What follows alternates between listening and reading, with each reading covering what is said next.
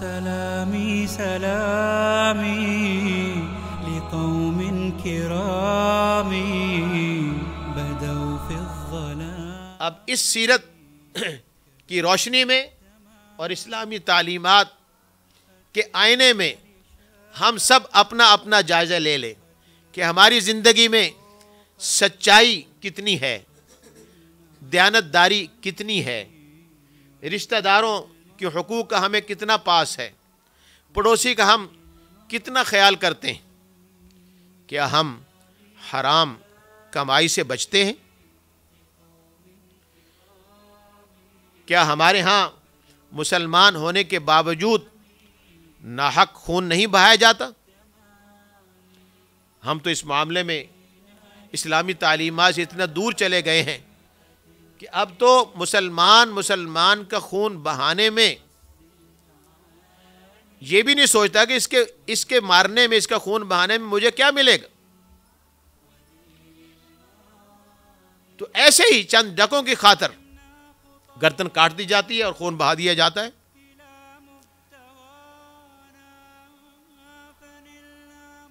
تو اس اللہ کے پیغمبر نے ان باتوں کی تعلیمات دی، تو ان تعلیمات کی روشنی میں مرض کر رہا تھا کہ ہم اپنا جائزہ لیں.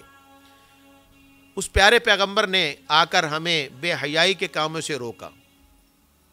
اس زمانے میں بے حیائی کے کتنے کام ہوں گے، کیا کرتے ہوں گے لوگ؟ یہ کسی نے کپڑے اتار دیے، بدکاری کر لی، زنا میں مبتلا ہو گیا. اور اس زمانے میں بے حیائی کے کتنے طریقے ہیں، ان گنت، لاکھوں. ایک سرکاری ملازم جن کی معلومات بڑی تھی وہ بتا رہے تھے کہ بالکل جو ننگی فلموں کی ویب سائٹس ہیں ان کی تعداد لاکھوں میں نہیں کروڑوں میں ہے، اور پوری دنیا میں مفت مہیا ہے. اور یہی بتا رہے تھے کہ وہ سب سے زیادہ مسلمان ملکوں میں دیکھی جاتی. بناتے دشمن ہیں اور دیکھتے مسلمان ہیں. وہ مسلمان جس پیغمبر کو مانتے ہیں اس نے آتے ہی جس بات سے روکا تھا ہم اس کے خلاف کر رہے. اس نے بے حیائی کے ہر کام سے روکا تھا. بشہادت الزور، اور جھوٹی گواہی دینے سے.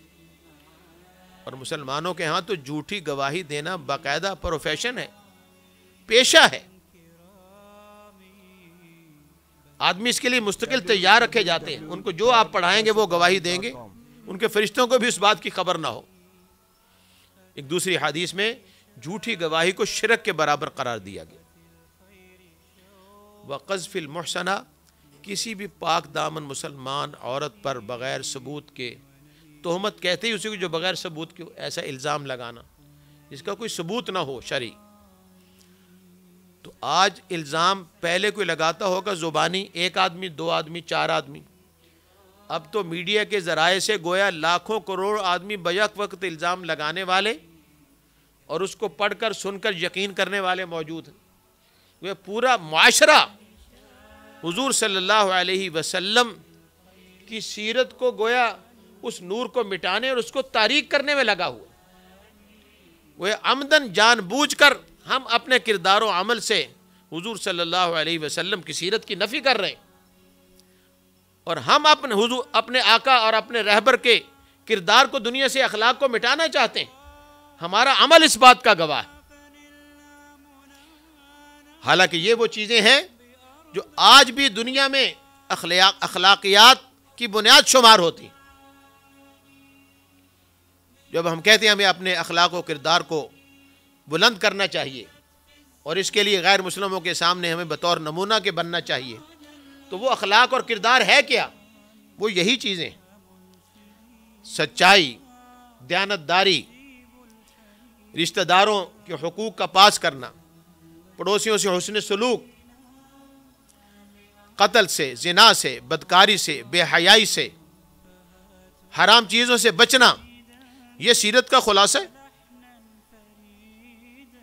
اس کے لیے حضور نمونہ ہے اور اس پر ہمیں چلنا ہے. سب نے نہیں چلیں گے تو گویا ہم دور جاہلیت میں جی رہے ہیں.